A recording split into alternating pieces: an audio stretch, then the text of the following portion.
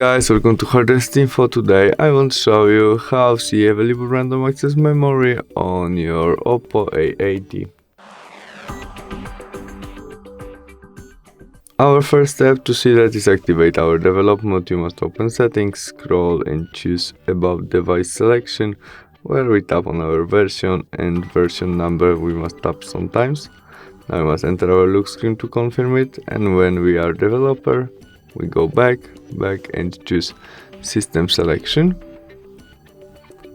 additional settings selection, and there we have our new type developer option where we have memory, and there we have all information about our available random access memory that now we have free 4.2 gigabytes. That's all, thanks for watching, bye.